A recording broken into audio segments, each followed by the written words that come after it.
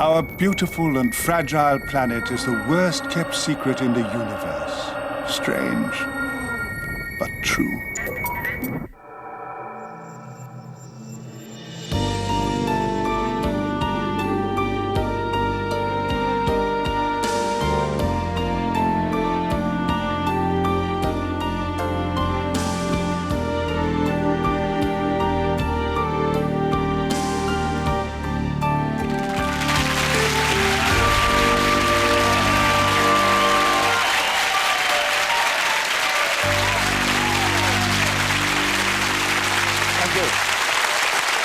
Thank you very much.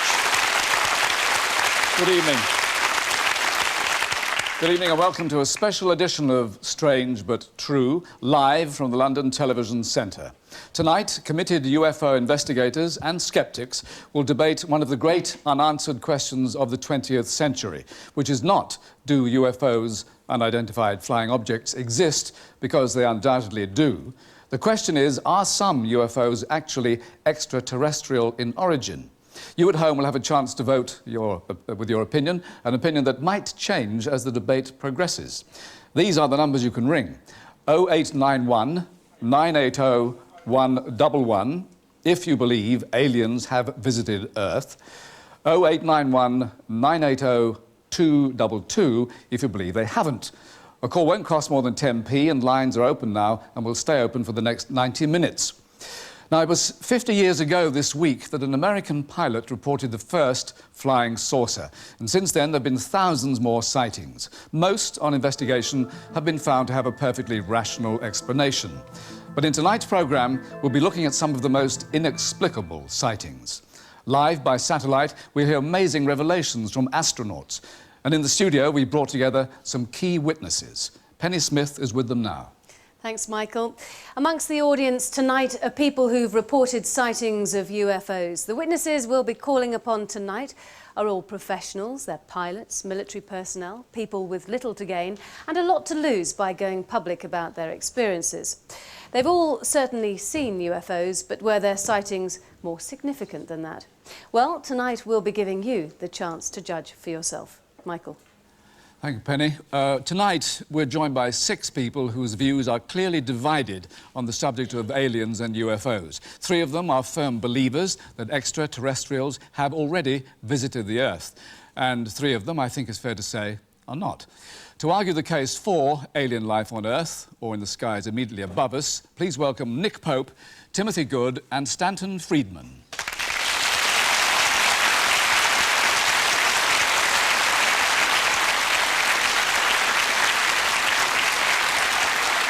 Nick Pope was the Ministry of Defence's UFO desk officer and the author of the bestseller Open Skies, Closed Minds. Timothy Good is a UFO investigator and author of another bestseller, Beyond Top Secret. And Stanton Freidman is a nuclear physicist and author of Top Secret Magic, an investigation into UFO cover-ups. And on the other side, Dr. Chris French, Dr. David Hughes and Professor Frank Close.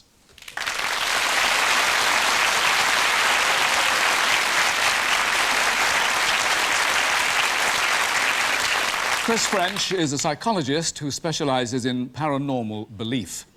David Hughes is a professional stargazer and he's head of astronomy at Sheffield University.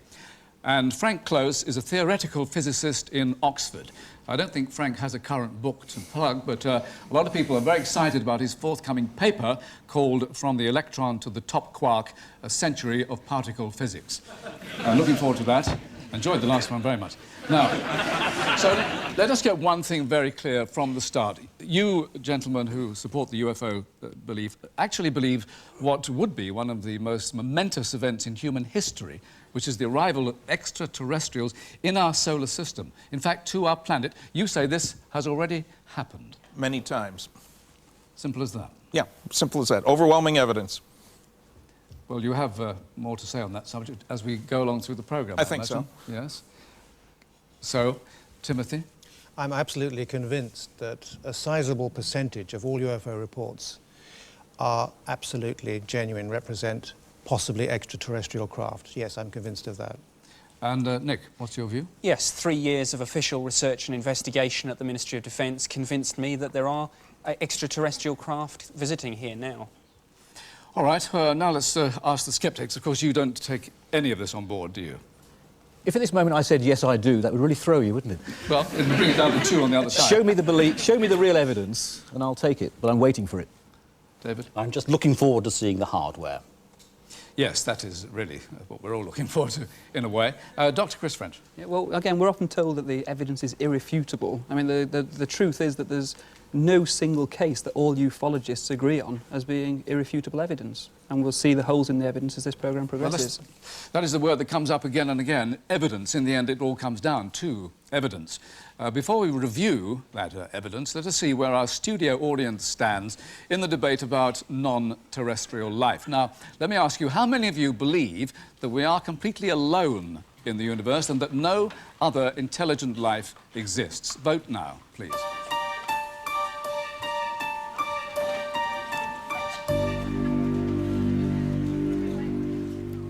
Right, let's see the answer to that vote. Are we alone in the universe? 21% say yes, 79% say no, we are not. All right, another question. How many of you believe that aliens have actually visited Earth? Press yes now if you think they have, and no if you don't.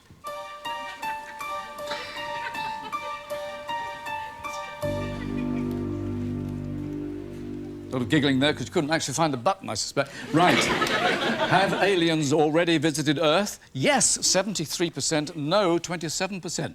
So you are, you're on an uphill job, you sceptics. Surprisingly non-representative audience. It was a surprisingly high vote in that sense, which of course gives you some encouragement, I'm sure. We'll see if those results change here in the studio as we listen to the arguments.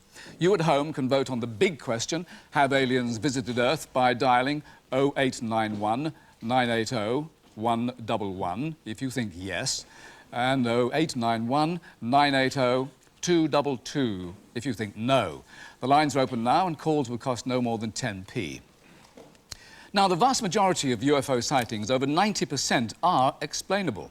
On investigation, they prove to be weather balloons, natural atmospheric phenomena, or even something as simple as a flock of birds.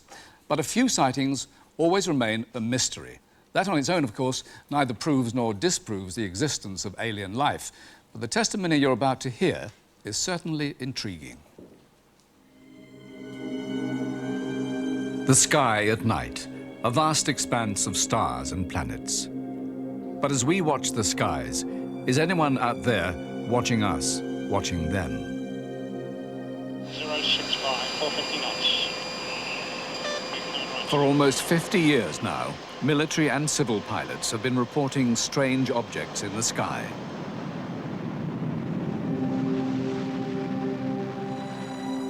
The very first UFO sighting from the air happened on the 24th of June, 1947.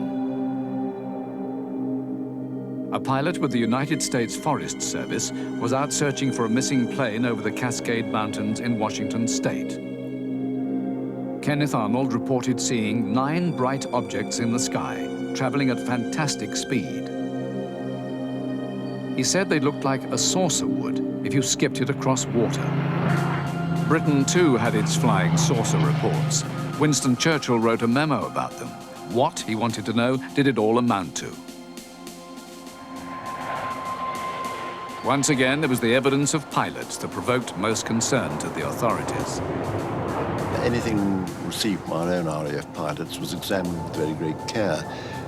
We're talking about very highly trained people whose job in life is to fly about the skies and not to be conned by optical illusions or clouds or whatever. So one had to take seriously what they were saying. There were several sightings by British pilots, but the authorities kept quiet about them. The Air Ministry would not have been keen to let it become public knowledge that some of our pilots had seen flying saucers. We had no explanation. One could imagine the kind of tabloid headlines there would have been. We didn't want it.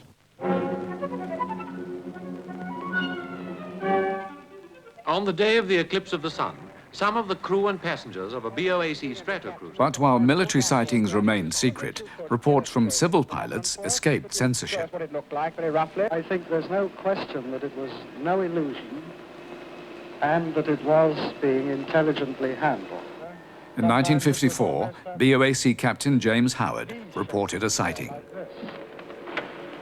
It was July the 29th, 1954, and we were en route to Goose Bay in Labrador, flying at our assigned altitude of 19,000 feet. It was a lovely summer evening.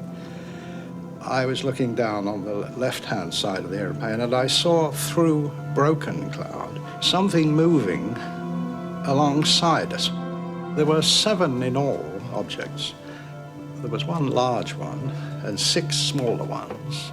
The big one also appeared to be changing its shape gradually, and it stayed with us. And the passengers became interested, naturally. And in fact, everybody was agog. We couldn't tell the passengers what it was because we just didn't know.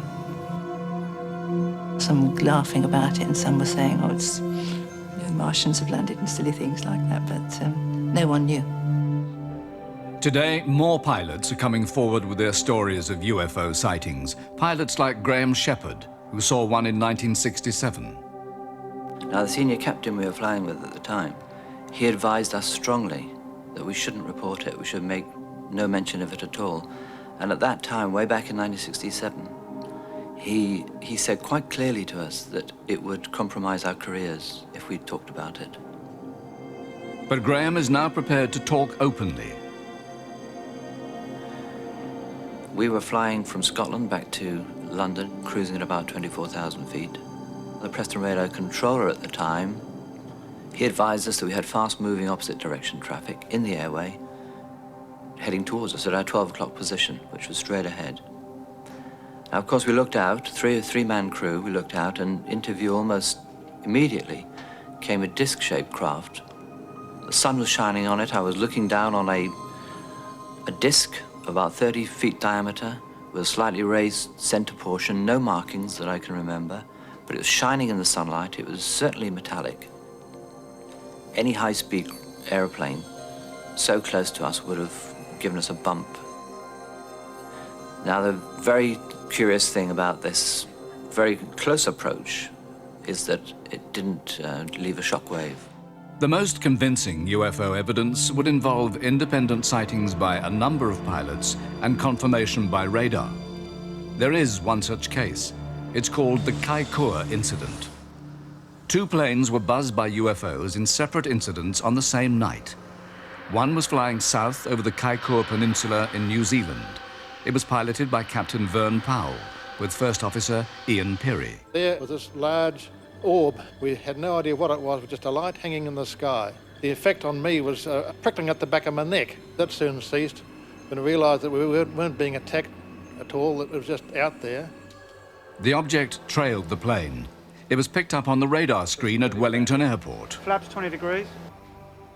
They would describe a light that they could see that would be moving north over the hills beyond Blenheim, and we would see, coincidentally, a target on our radar that was also moving north at the same time, and made us think that perhaps these things were related to each other.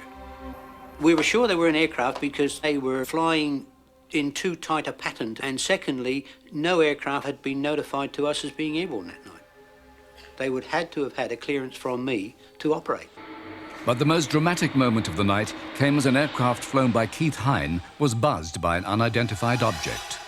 I must confess I was a little apprehensive at that stage as to just what was going on and what its intentions were. And then that began to move back in towards us, and at quite a rapid speed. At one stage it was on an intercept course with us. Miraculously, a collision was avoided. But it's not just aeroplane pilots who make credible witnesses. Another group who are bound to be taken seriously are astronauts, several of whom have spotted things they can't explain. Okay, I'm tracking you guys optically. It's really working good. 12404, and we'd like to... In February 1971, Edgar Mitchell became the 6th man to walk on the moon during his mission with Apollo 14. It's been a long way, but we're here. The idea that we are the sole evolved species in the universe is an absurd notion. Mitchell believes there has been UFO contact, though he's not encountered any himself. But he is impressed with evidence he's been told about by people in US military intelligence. These folks are ready to tell their story. They have been checked out. They were where they said they were. They had the job they said they had. And their story is that much of the ET lore is true. There's a lot of nonsense around it, but much of the core evidence is true. The witnesses I'm talking about range everywhere from control tower and radar tower operators up to officers, both in intelligence and the military community, whose particular jobs were investigation or management of operations that had to do with investigating UFO and ET. 3, 2, 1, 0. We have ignition. What a liftoff. And liftoff.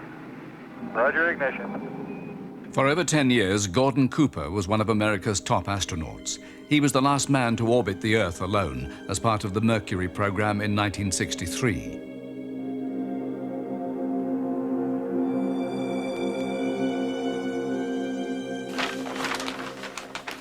Today, age 70, he is still active in aviation.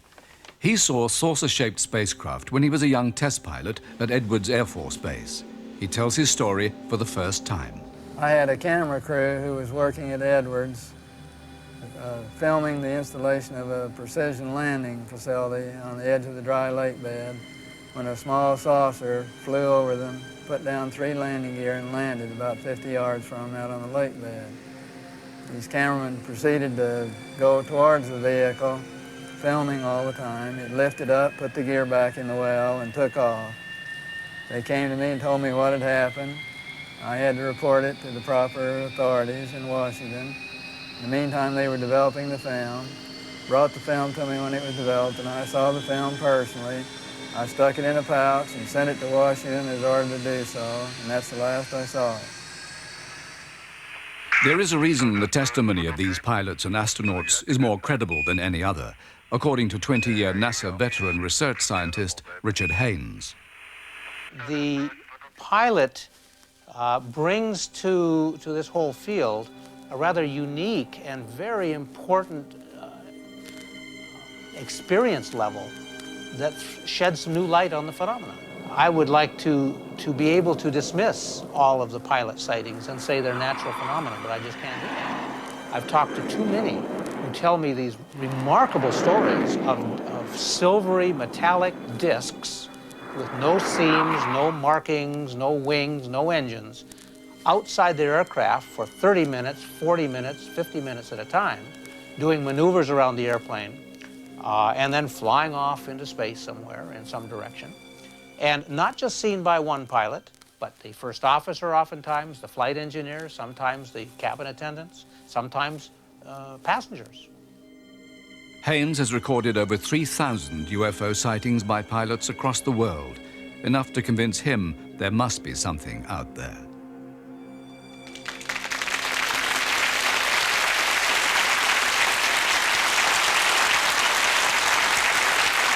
So is it, after all that, is it likely that witnesses such as professional pilots have been fooled by imaginary lights, strange atmospheric phenomena, or other aircraft? Earlier, we heard Captain Graham Shepherd recount his own UFO experience, and he's boldly agreed to join us tonight. Graham Shepherd.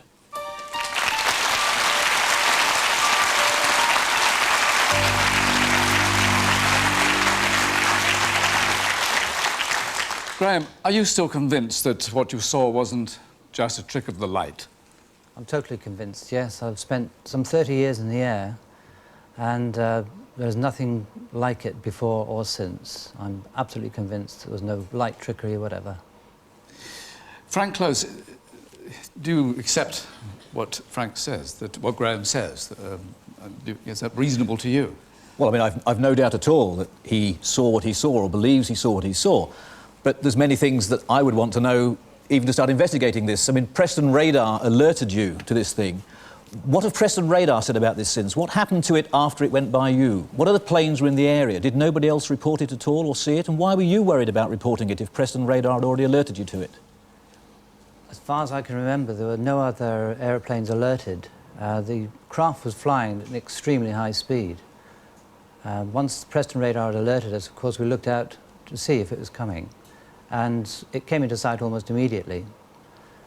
It was going, I would say, at a speed well over 600 miles an hour, which is the speed of sound, probably around about 1,000 miles an hour.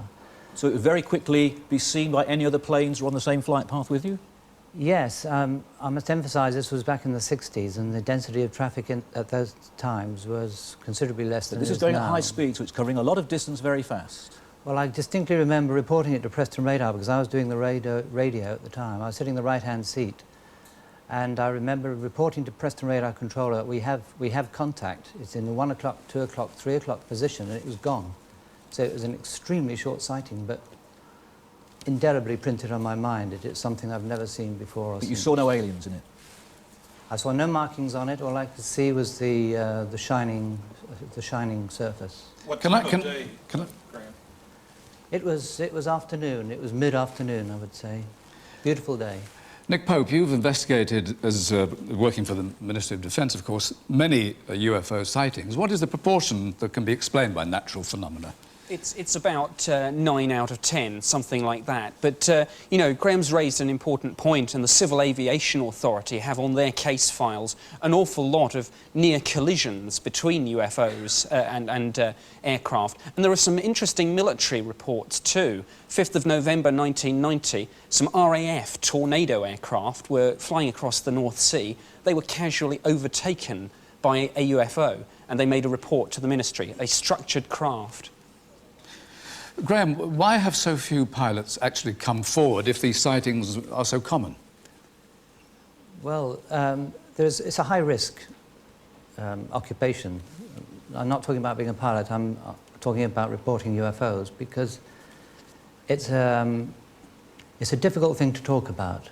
Because the whole subject is denied at the highest level, it is very difficult for people like me who are in a long-term profession to come forward and jeopardise that profession by stating something which is apparently impossible.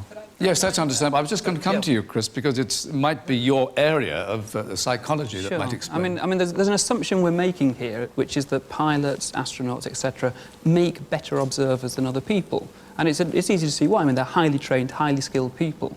But when they're in a situation of seeing something unexpected, for a very brief period, they're just as likely to, you know, make mistakes and be sincere in their reports, but make mistakes as anyone else. According to J. Allen Hynek, widely considered to be the father of modern UFO investigation, pilots actually were surprisingly poor observers. He actually analysed many cases and generally found that the cases that were reported by pilots which ultimately turned out to be identifiable flying objects, range from 88, 89%, 76, 79%, depending upon whether we're talking about military, civilian, single witnesses, multiple witnesses.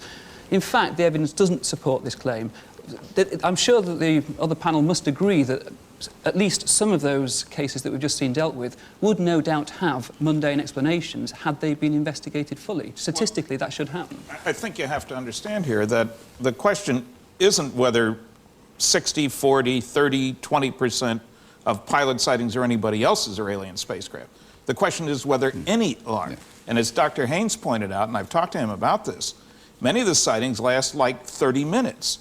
We begin to very quickly run out of conventional explanations if a round disc-shaped vehicle goes around your airplane in broad daylight when you have a military or a civilian crew. But it didn't go around his airplane, it shot right past him. Well, right, we will have to leave cases like that. And also, he has no idea about the speed. It was 600 miles an hour, 1,000 miles an hour. You've no idea really about the size. We'll have to leave this aspect of the thing at the moment because we have other things to talk about, so thank you very much. We have to go on now. We have one more witness to make a contribution to this debate. Earlier, we heard the extraordinary story of Gordon Cooper, one of the original Right Stuff astronauts, who claims he saw an alien craft land on Earth. There's a remarkable story, but it's not just NASA astronauts who say they've had an extraterrestrial encounter. A few hours ago, I talked by satellite to Major General Pavel Popovich, head of aviation for the Russian Space Agency. A former cosmonaut, he first flew in space when he was just 20 years old. Dobry wieczór, Major General Popovich. Now, for years, we didn't know about your attitude to UFOs because of the Cold War, but what is the Russians' view of UFOs? The Russians generally have a positive attitude to UFOs, although, of course, there are skeptics. Can I have some example of a sighting? The general has seen a UFO himself. In 1972, when we were on our way back from Washington to Moscow on a passenger airplane, we all saw something that we called a UFO.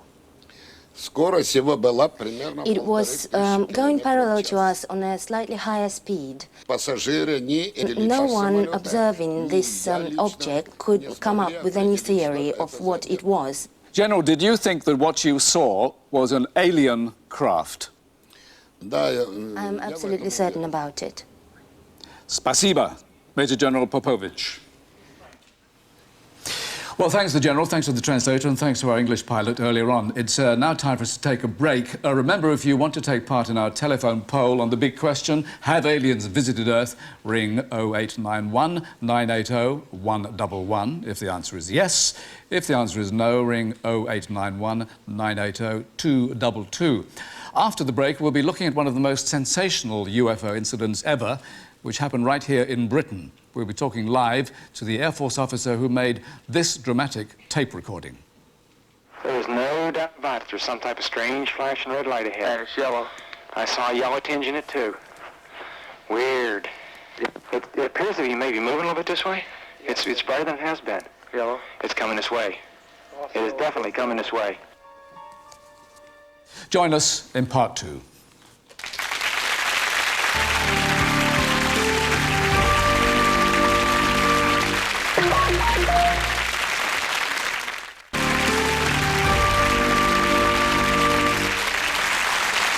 Welcome back. I've just been told we've had 30,000 calls so far, all voting, I hope. Anyway, as I said at the start of the programme, the majority of UFO sightings are explainable. But the one we're about to look at, known as the Rendlesham Forest incident, is the best documented and the most baffling UFO landing in Britain. 17 years after it took place, skeptics and ufologists are as divided as ever. Bentwaters and Woodbridge, twin military air bases in East Anglia. The 3 miles that divide them are filled by Rendlesham Forest. Until last year, the bases were occupied by the 81st Tactical Fighter Wing of the United States Air Force. Although a normally uneventful assignment, they formed a strategic part of Western Europe's defences. As such, they had top security status. Nothing could get in or out without being detected. In December 1980, at Woodbridge Base, Airman John Burroughs was on security patrol with a colleague. Do you see that in the woods? There were strange lights out in the forest. To me, it almost looked like Christmas lights at first, a Christmas display. I'll open the gate. At that point, we looked at each other and we decided that we better go out and take a closer look because we weren't sure what we were dealing with. What we were looking at wasn't real. Those are no Christmas lights. Come on, let's get out of here. Airman Burroughs and his colleague raced back to the gatehouse, where he contacted the security controller. Roger, Control, we're on our way over. I received a call from the control center to go on down to the east gate and contact John Burroughs. And I asked him what was the nature of the problem down there. And they said that they'd rather not tell me. They'd rather have me go down there and talk to the patrolman on scene. What is that? I don't know, and I don't want to know. Did you hear an explosion, John? It didn't crash, it landed. Whatever it was, Sergeant Penniston knew they had to go and find out. I got permission to proceed off base to investigate. Following military rules, the Americans had to leave their weapons behind. One part of me wanted to go ahead and go out there and figure out what we were dealing with, and the other part of me was saying, no, you don't need to go out there, just go ahead, stay back at the gate where it's safe and you don't have to worry about what's going on. The men went through the forest towards the lights. This is as far as we go. It's out on foot now. I started to see a defined shape, and at that point is when I realized it wasn't an aircraft crash, a fire, or anything of that sort. The air was filled with electricity that you could feel it on your skin as we approached the object. You felt like you were moving in slow motion. Your hair on the back of your head was standing up. You felt like you had very little control over your body. Then they saw it. I wish I had my weapon because I felt totally defenseless. It was about the size of a tank.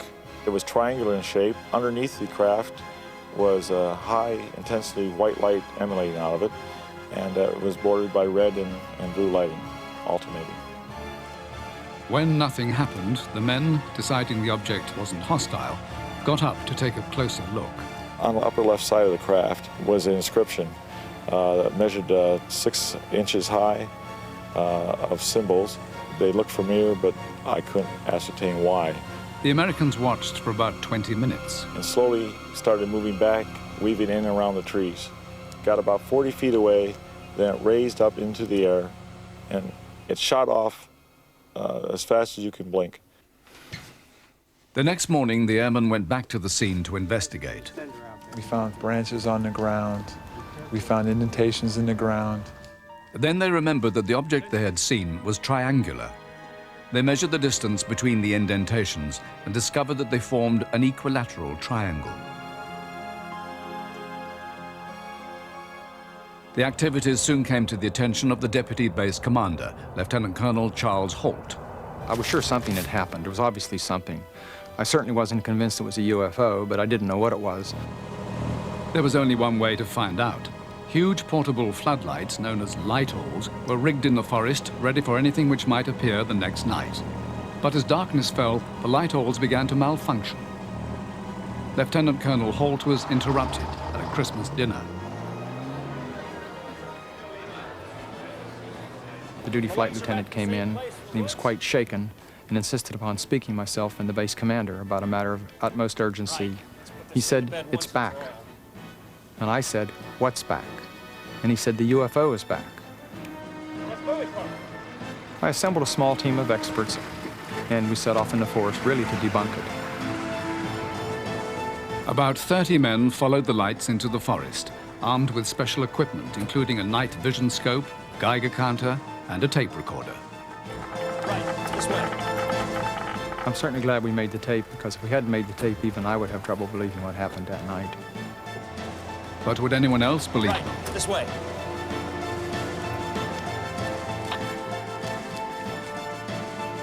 It appears to be maybe moving a little bit this way. It's brighter than it has been. Yellow. It's coming this way. It is definitely coming this way. I knew there was something there. There had to be something there. But I also was firmly convinced there was a logical explanation for what was going on. It's very unusual to have a problem with a light-all. That night, the light-alls wouldn't work, even when they swapped out and got other ones from the base. In addition, we had problems with our radios. All 3 frequencies we were using were intermittent and did not work properly that night. But other equipment was working. A night vision scope, a Geiger counter, and a tape recorder. The sound in this reconstruction is taken from the actual tape they claim to have recorded that night. There's no doubt about it. There's some type of strange flashing red light ahead. And it's yellow. I saw a yellow tinge in it, too. Weird. It appears to be maybe moving a little bit this way. It's brighter than it has been. Yellow. It's coming this way. It is definitely coming this way.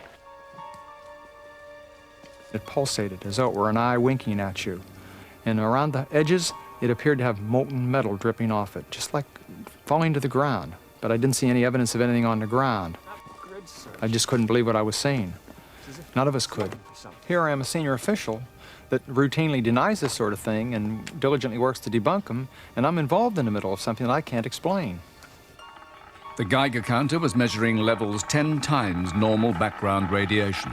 Just jumped up to 7/10 there. 7/10 right there in the center? Uh-huh. We're getting very positive readings. You're getting readings on the tree you're taking samples from? Where clicks max. That's the strongest point on the tree? Yes, sir. The object suddenly exploded, a silent explosion, and broke into 3 to 5 white objects and rapidly disappeared.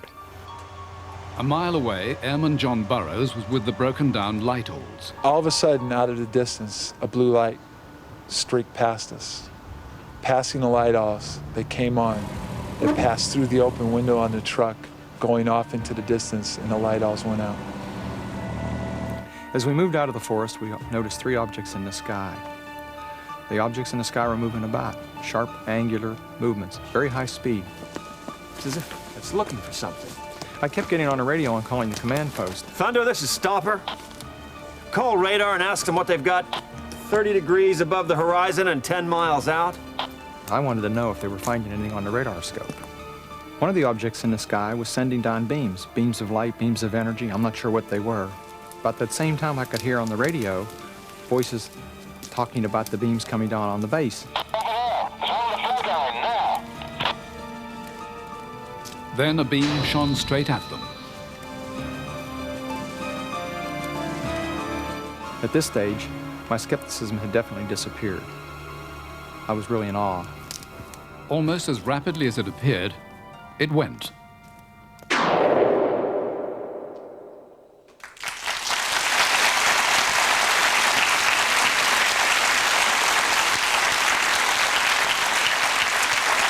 So, what really did happen in Rendlesham Forest that night? Ian Ridpath, journalist and a fellow of the Royal Astronomical Society, dismisses Colonel Holt's account, and tonight he offers his own theory. Ian Ridpath.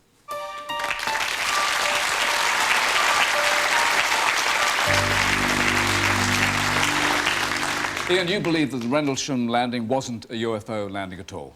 No, I don't. I was intrigued by this case because it seems to be that irrefutable evidence that we were talking about earlier, and it's backed up by the word of Colonel Charles Holt and written documentary evidence. But if you look at the different aspects of the case, you can find that there are perhaps many different things which have been lumped together to make the whole thing seem more mysterious than it really is. Now, to start with, the light they saw at 3 o'clock in the morning, apparently falling, something crashing into the forest, I discovered there was a bright fireball, a natural piece of space debris burning up in the atmosphere at exactly that time. I think that's probably what they saw.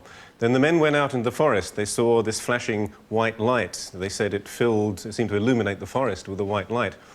Now, someone had called the police. The local police came and took a look. They searched the area. They couldn't find anything. They said the lights were the Orford Ness Lighthouse. Now, I should explain about the Orford Ness Lighthouse because this comes up quite a lot in the case. The Orford Ness Lighthouse sits on the coast at Orford, about 5 miles away from where they were in the forest. And it appears very much closer when you're in the forest at night. It's a very bright light. It flashes away, and because of the way the land falls towards the coast, it looks as though it hovers just above ground level, and as you move about, the thing seems to move about too. Now, the following morning, as we saw on the film, the men went out into the forest again. They saw what they claimed were landing marks. They were only very small. They were only about 1.5 inches deep, only about the size of your hand. This seems quite small for something maybe the size of a tank, which is supposed to come from interstellar space, land on 3 little tripod legs. The police were called out again. They said to us, that looks like the marks of an animal. Now, the local forester also saw all those marks. He was quite sure that they were just rabbit scrapings. I think he's here, isn't he? Vince Thurkettle, you're here? Yeah. And was that your opinion? Certainly was, yeah. That it was simply? I mean, I was really excited when the rumours started going, and I've been consistently disappointed as each piece of evidence comes up. Can we just, Vince, while you're there, I mean, could a thing the size of the tank that they described on the film have actually moved through those trees? Well, over the years, the 17 years, the opinion keeps changing. The craft was 30 feet, 20 feet, 10 feet. I mean, the trees were actually 10 to 15 feet apart. So it's almost like the story has changed to fit the site. Can I ask Nick Pope about the radiation readings? Because we reported in the film, were very high. That's right. I mean, all these theories about lighthouses, and I've heard it said that the triangular indentations in the forest floor were due to rabbits. Well, they must be radioactive rabbits, because I checked these out with the Defence Radiological Protection Service when I was working at Secretariat Air Staff in the MOD, and they certainly did confirm to me, yes, of course, there's background radiation everywhere. We wanted to make sure it wasn't that, and it was indeed 10 times normal. So the lighthouse theory, clever though it is, I'm afraid just doesn't work. Frank Close, how do you explain this radiation? Well, the radiation is unusual because it's for a rare occasion we've at last got something you can go and check. And so I did. And what I did, I've got hold of, this is the British equivalent of the standard US Air Force issue, which is used usually for measuring huge amounts of radiation, like in nuclear blasts and so forth. All you need to notice is there's a dial on the front here, and it looks very much like the speedo in your car. Now, the speedo in your car is great for measuring whether you're exceeding the speed limit or not, but you know what it's like. You're stuck in the traffic jam doing nothing, but it's still flickering at the bottom. We know from the report that Colonel Holt made at the time that the amount of radiation they thought they were detecting on their machine was very, very small, 0.1. And we've checked with the makers of the US equivalent, and they said, their quote is, that this measurement was the bottom reading of the machine and was of little or no significance at all. So it was not possible with the device to measure that small amount. But what I have got here is something that you could have done, and it's this, and it shows the other thing, which is even if the radiation was 10 times bigger, it doesn't matter very much at all. Look, in the room, can you hear the Geiger counters going off already? Because there's radiation all around us. Here I've got some rock that you can find lying around if you live in Cornwall all over the place. It's pitch blende. And that sends it up 100 times. Sending radiation backgrounds up by a factor of 10 means nothing at all. Thank you very much. That was impressive. Ian Ridpath, thank you very much for being with us. I think it was vastly overstated, however. Stanton Freidman says we overstated that, but there are more arguments to come. We've heard a few, but now let us hear from the man who was there that night, Colonel Chuck Holt.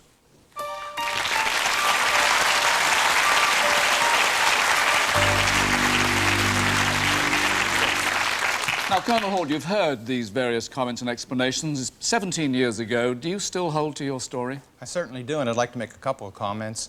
One, the story, so to speak, as far as the size and shape, has not changed through the years. I took original statements from the 3 people that actually approached the object and did it a day afterwards, and they all said the same thing when they were independently interviewed, and they all said it was approximately 9 feet on a side and it was triangular. They have not changed that story. Now, many other people have come forward that supposedly were there, that I questioned, but we won't get into that, and said lots of various and sundry things, but those 3 people have said the same thing consistently and do to this day. Also, the indentations in the forest, I have in my hotel room a castor plast for one of those indentations, and there are other ones made. There were 3 made, and they are not an inch, they are approximately 3.5 inches, and they're consistent in diameter, approximately 14 to 15 inches.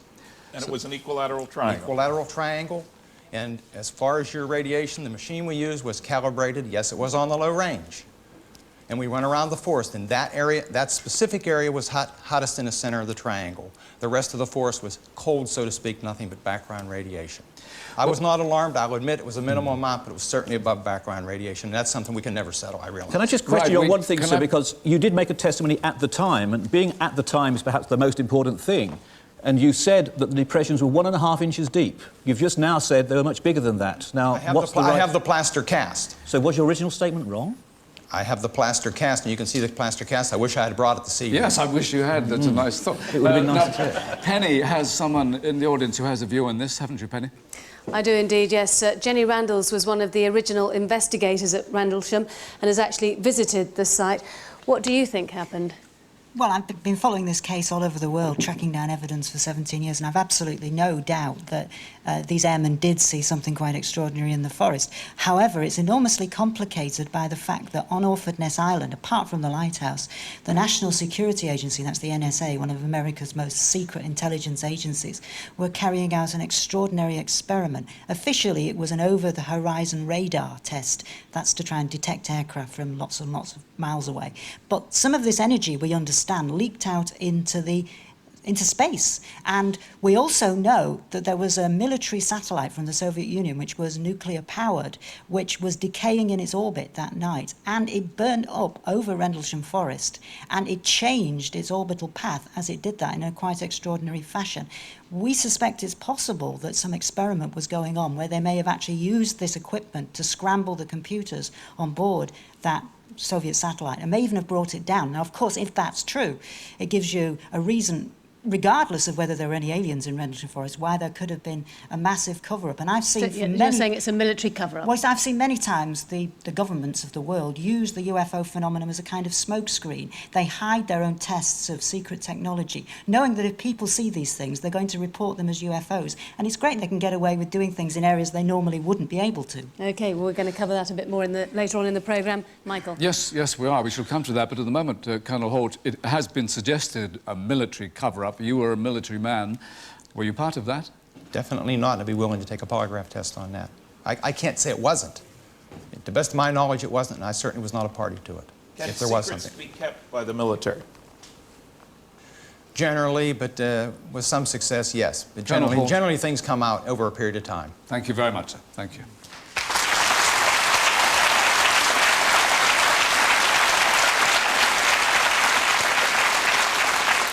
Remember, if you've made up your mind on the big question, have aliens visited Earth, ring 0891 980 111 if it's yes, and 0891 980 222 if it's no.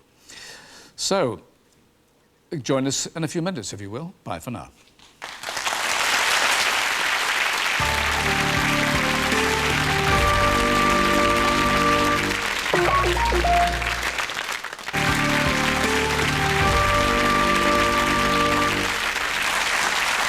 Welcome back. Now let's address a crucial matter, the number of independent witnesses who've come up with the same account of flying saucers. Why do so many of them claim to have been abducted by aliens? Is the sheer volume of reports proof that something is really going on, or merely an indication that mass hysteria has taken hold? We went to America's #1 UFO hotspot, Gulf Breeze, to test the water. The town of Gulf Breeze spends its time basking in the subtropical sun of the Florida Panhandle. Separated from the mainland, it wallows in the superheated waters of the Gulf of Mexico. Nothing much used to happen in this small affluent town, apart from the occasional wrath of a hurricane. But on November the 11th, 1987, a new storm hit town that would change the lives of some of the residents forever. My thoughts were to catch a picture of it as it went overhead. This strange blue beam came out of it and struck me. And this object was just hovering, it was perfectly still. We're seeing something that we're obviously seeing, but we have no concept of what it is that we're seeing. Look! It's coming towards us. Is it getting closer to us?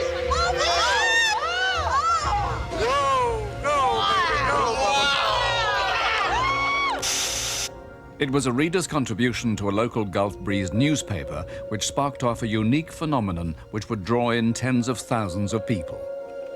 I returned to the office one day and my secretary said that a man had brought in some UFO photographs. That man was Ed Walters, a local builder, but he wasn't the only one who saw strange things over Gulf Breeze. My wife and I had been in town and setting up tables at our church. As we were driving towards our home, suddenly up ahead, I saw this craft hovering above trees, and I pointed it out to my wife, and we watched this thing as I drove toward it.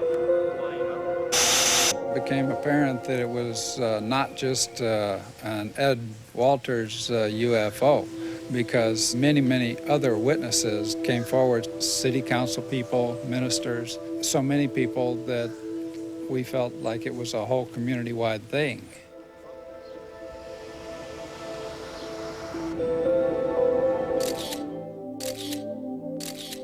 UFO researchers were intrigued. One was an optical physicist, Dr. Bruce Maccabee. From November of 1987 to July of 1988, there were probably well over 100 sightings with several hundred witnesses involved. The floodgates had opened. It seemed that everyone had a UFO story. I saw what I thought was a shooting star, and it went whoosh, like this and just stopped. And then all of a sudden, another one came whoosh, like this.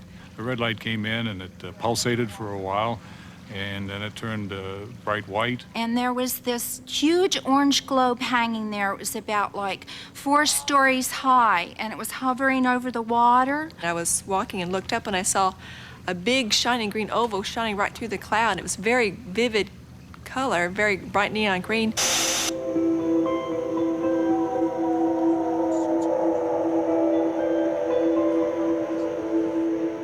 The atmosphere in Gulf Breeze started to reach fever pitch, with people desperate to see their own UFO. Residents started to congregate on the beaches at night and became known as the Sky Watchers. Come on, follow it down. Shoot her up. Shoot her up. Shoot her up. It's turning. Something's pointing down out of it. There is. Oh, big, red, bright. It's coming towards us, isn't it? I can see that with my naked eye. Wow. And it's shooting out to the right. We started going out on watches, and from there on, it's just been a wild and crazy ride of watching UFOs in the sky around here. There's 2 of them. There's 3 of them. Did you see the white? Did you see the white black spot in the middle with the ring all around it? Points of light all around it. Look, drop. So what were the Sky Watchers seeing? Gulf Breeze has one of the world's highest concentrations of air bases, which makes it almost impossible not to see an aircraft when you look up at the sky. Whatever the truth, it certainly seems that many people in Gulf Breeze believe they've had a close encounter. This has led to the foundation of a most unlikely support group. I know that I fought them. I mean, I can remember fighting them, you know, because I remember kicking one and I remember punching another one. So I know I fought them. I started this support group about 3 years ago for people who felt that they had been abducted by aliens and taken aboard a craft and had medical procedures performed on them, then brought back. What I was standing at my kitchen window, and one of the little fellows was outside the window, you know, eye high, even though he was really a short fellow. Somehow he was eye to eye with me. And I'm pounding on the blinds and just screaming at him, "Go away, you can't come in."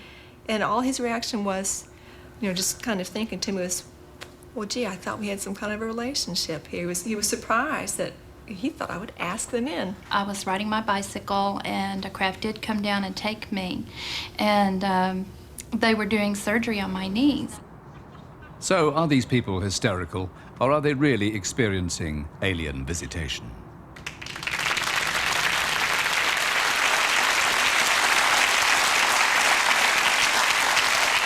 Stanton Freidman, would you rather those people had not made those claims? No, actually, I'm glad they did, that they had courage enough to. I've been to Gulf Breeze, I've talked to Dr. Maccabee, I've met Ed and several of the other people there. Out of context, it sounds weird, but when you find similar sorts of stuff going on all over the country, you're beginning to say that, well, the real explanation here is there is a new disease out there. I find that relatively foolish. Also, I've worked with the professionals, the PhDs, the MDs, who have worked with abductees. That's just a little slice of the whole picture. And I'm convinced from working with those people that certainly hundreds of people across a huge country, at least hundreds, have been abducted. Now, whether we can make sense out of it or not is another question. Well, let's see if Chris French can make sense out of it. Yeah. What do you say? Well, I mean, one of the things that's slightly difficult about this kind of programme is you cover so much in that single excerpt. I mean, you mentioned Ed Walters. For example, Ed Walters is very likely a hoaxer. I mean, I don't agree at all. Have you met him? Let me finish. A papier-mâché model of a UFO was found in his loft by the person who moved into his house the pictures. after he moved out. He's a known hoaxer. He makes double exposure films. False accusation who say again. That they actually helped him to make the sworn statements saying that they actually helped in the hoax. That's one part of it. Once rumour gets round that there are sightings, and of course everybody starts to look at the sky. Any single thing that's slightly out of the ordinary is, great, I'm part of this, I've seen a UFO. Then we get onto the abductees. This is we could spend a whole programme on the abductees. The techniques that are used to actually get at these stories very often involve hypnotic regression, other similar types of techniques. Not always. And not always, but there are other similar types of technique as well, not just hypnosis. And we know that far from this being a way of revealing the truth about hidden memories, what this is a way to encourage fantasy. There is a mass of experimental evidence to show this. Well, let us talk about what might not be fantasy. David Hughes, as an astronomer, what is your idea of what they might actually have seen? I have no idea what they have seen, but what fascinates me is how poor their photographs are.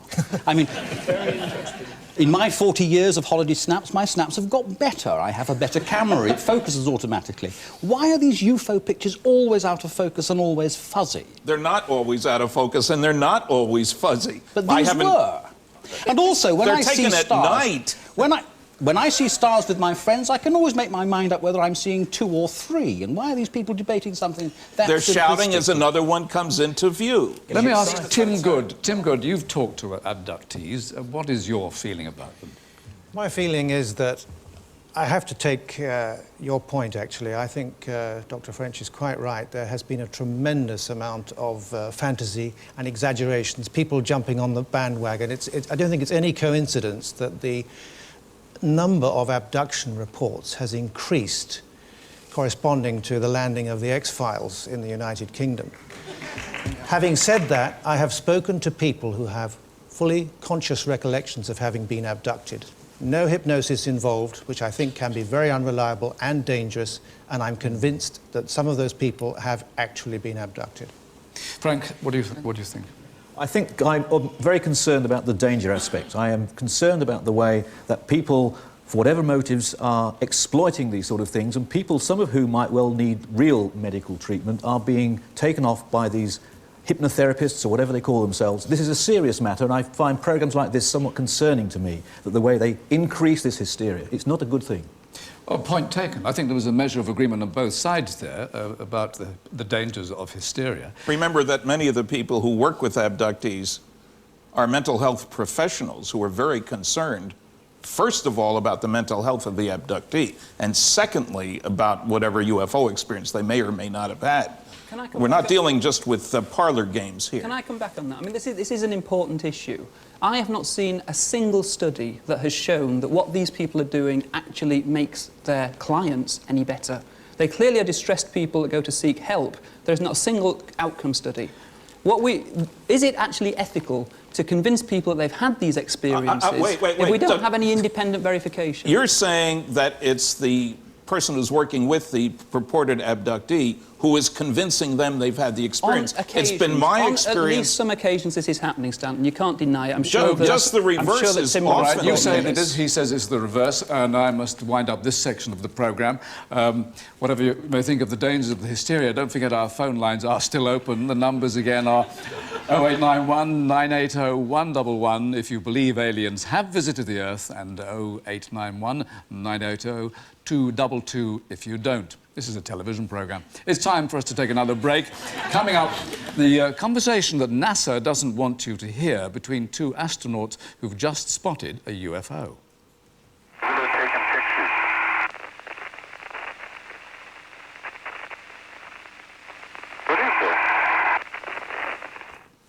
Well, don't go away. We'll be back with more of that incident and its unexpected conclusion.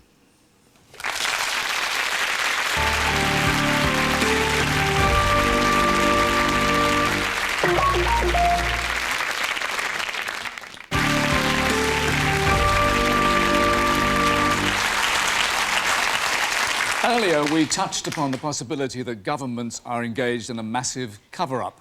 Now, the footage we're about to show was supplied to us by an aerospace communications consultant who was monitoring NASA transmissions. As far as we know, this is the only tape that exists. What you'll hear is a conversation which takes place between 2 experienced astronauts, Mark Lee and Stephen Smith, shortly after they returned to the shuttle's airlock from a spacewalk in which they undertook repairs to the Hubble telescope. It took place on February the 18th this year. Now, what you see here is NASA's control at Houston. The communications console is in the top left-hand part of the picture. You'll hear the conversation the astronauts are having, and then you'll see an official get up over on the left here suddenly and go to the console, shortly after which the transmission is terminated. Here's the conversation.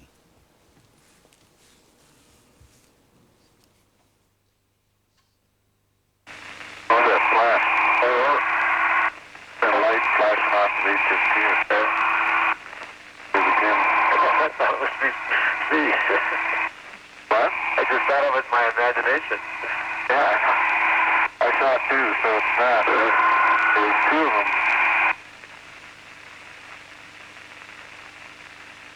There's another one. What are they?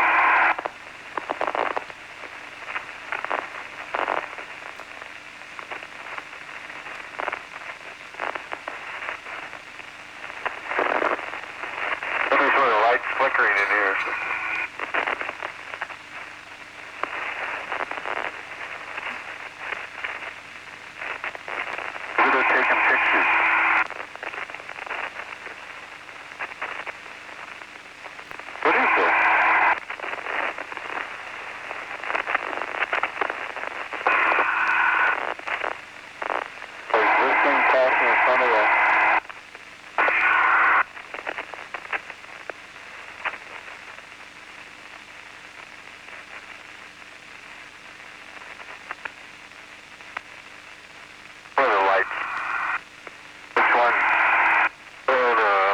That one for a second, but I had that one the whole time. Yeah, I was looking at that one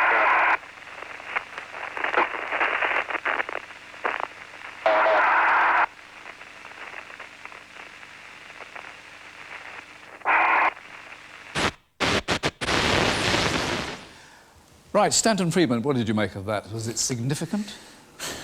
Well, I presume the astronauts would have been well aware if there was any other body in space near them doing such a maneuver, you know, being outside working on the Hubble, where you have to be careful.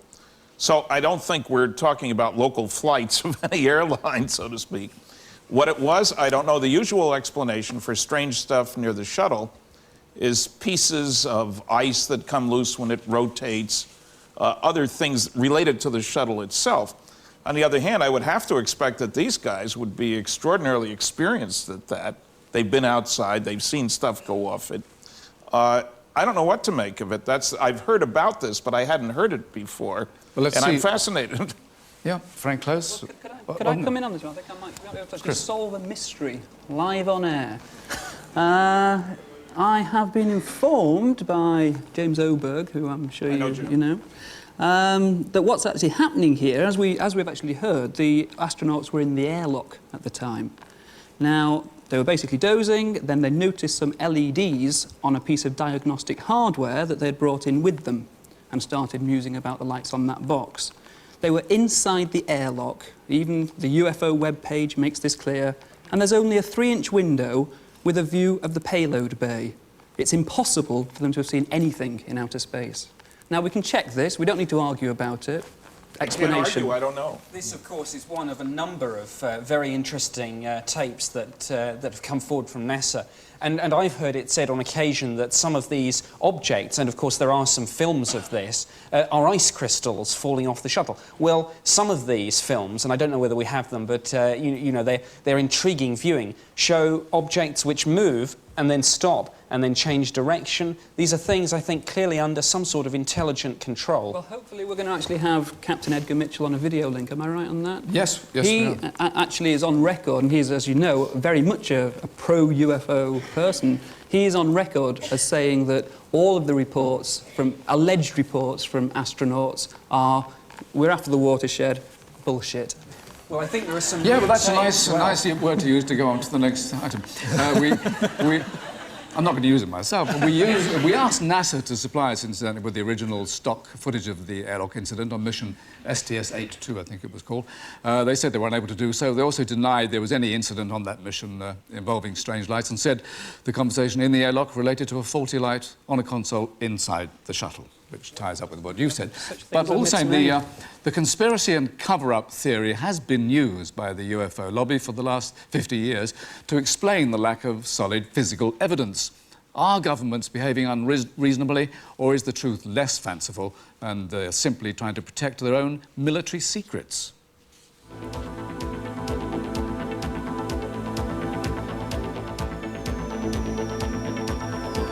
Could these be the UFOs that make people believe we've been visited by aliens? None of these are familiar sights in our skies, but they are all man-made. All were once top-secret military aircraft. And it comes as no surprise that many UFO sightings come near military bases, where aircraft like these were developed. So was that the case at Rendlesham Forest in Norfolk? Stop the car. Look at that. Do you see that in the woods? Senior defence figures are convinced something did happen in that isolated wood. A former chief of the defence staff, Lord Hill Norton, is one of them. One can't help feeling that something is being concealed. Either the Americans and indeed the deputy base commander were hallucinating, or they believed that something had landed there and they had taken photographs and records of it. And in either event, it must be of interest to the defense of the United Kingdom. Was the strange triangular craft spotted by so many US airmen really a top-secret new aircraft whose existence was known to only a few? Or was it a UFO? And has the British government been involved in a cover-up at the highest level?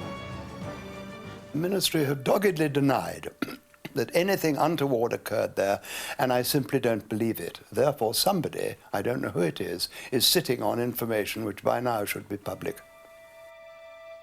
In the USA, many sightings have come in or around this vast top-secret complex.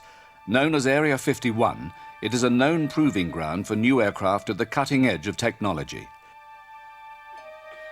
It is patrolled day and night, and warning signs are everywhere. Intruders risk being shot. What is the American government trying to hide? We acquired this unknown object, aircraft some type. One, it appears to be going outbound real slow. There's hardly any range velocity. This remarkable footage of a craft was allegedly filmed by United States Air Force cameras inside Area 51. It was smuggled out and has undergone rigorous examination, but still baffles the experts. The craft is doing things no conventional aeroplane is capable of. I'm familiar with footage taken by these kinds of cameras at this test range, and it does look extremely authentic, so I think a fake or a hoax is unlikely. What's interesting is the reaction of the observers you can hear in the background here. Where'd it come from? Way down. On this unknown aircraft. T1 control doesn't know what type of aircraft it is either. These people are used to seeing hundreds of aeroplanes cross this test range every day. They know all about military jets, yet what they're seeing clearly baffles them. And when you look at some of the data that's scrolling in the screen, you can tell, for instance, it's hopping about all over the place. It's staying stationary. It then moves off very fast. It's doing things that no normal aeroplane would do. So it's pretty baffling. It is, in the strictest sense of the word, an unidentified flying object. Is this a UFO or a new jet? Or is it a man-made object based on technology made from a captured spacecraft? Some people believe so. I have talked with high-level people whose duties, in the course of their duties, had the occasion to examine either material, reports, or bodies, or have knowledge thereof, that confirms the presence of ET on our planet and spacecraft and such technology as they brought with them. It would appear from my investigations and the investigations of others that since the days of Eisenhower and John F. Kennedy, that high-level peoples in the U.S. government, and perhaps other governments, have been systematically excluded from detailed knowledge of this because they had no need to know.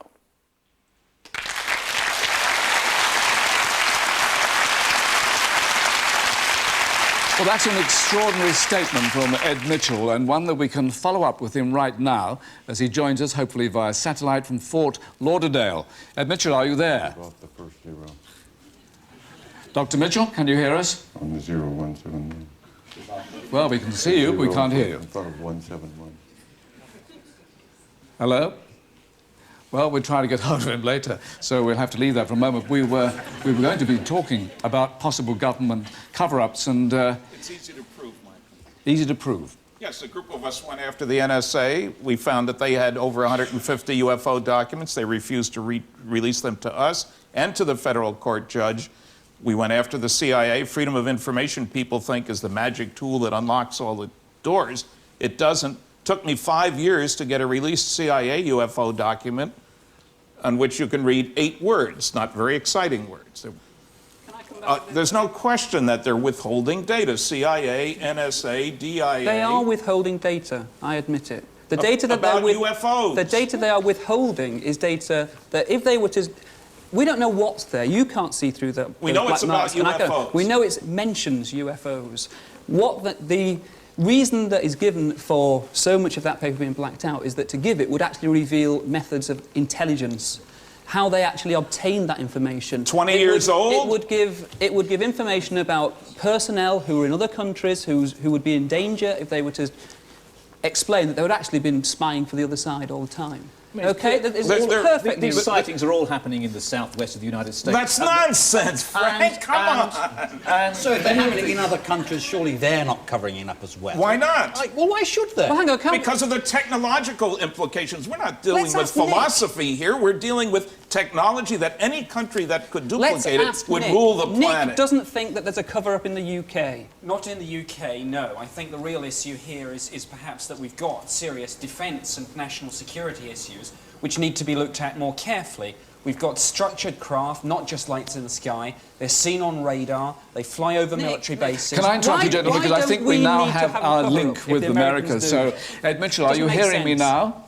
Yes, I am, thank you. Good evening. Thank you for joining us. We're talking about government cover-ups. Do you think there's been one in the States, your own experience then? Well, I can't come from my own experience. I can only look at the evidence and tell you what it is. Do you think the government... Sorry. There's 2 sources of evidence, and that's from people within government who have been involved in these areas, and they say yes.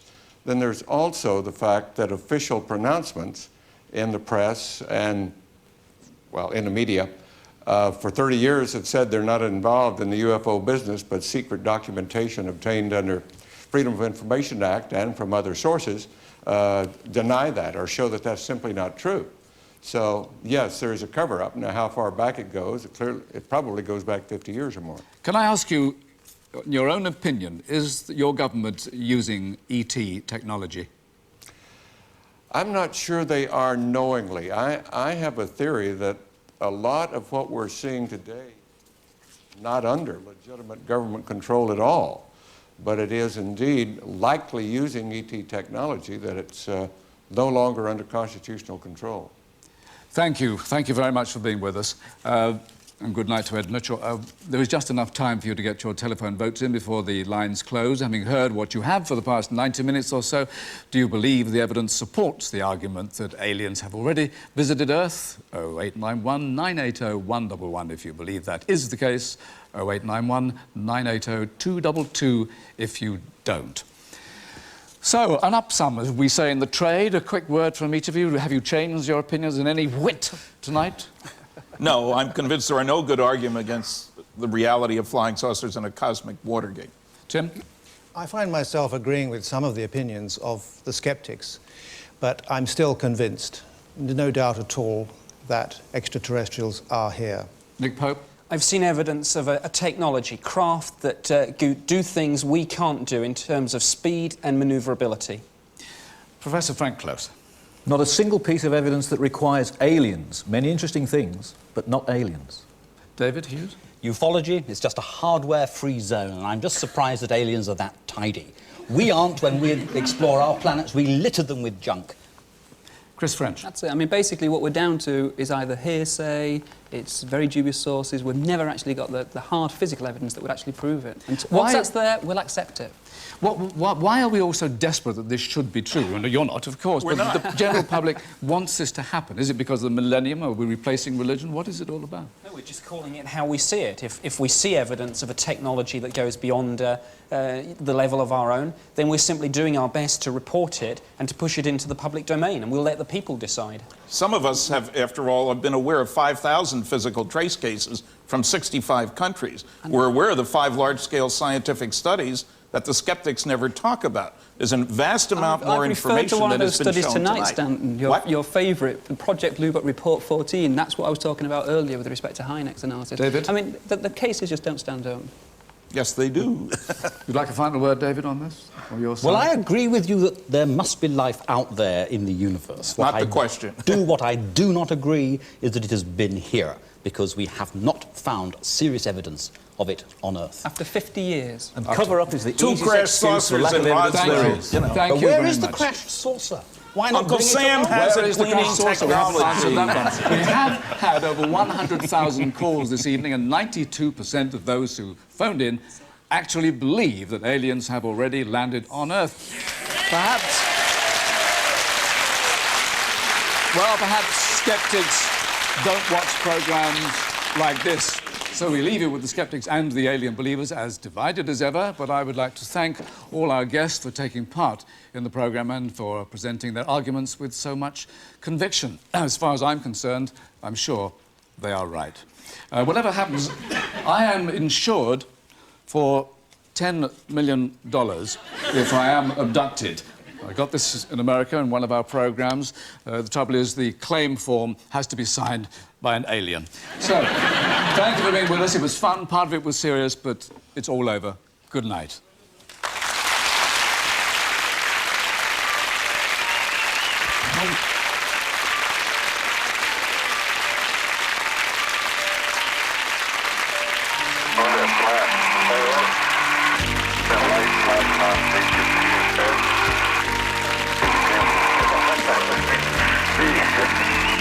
I just thought it was my imagination. Yeah. I saw it too, so it's not. There was two of them. There's another one. What are they? Some sort of light flickering in here.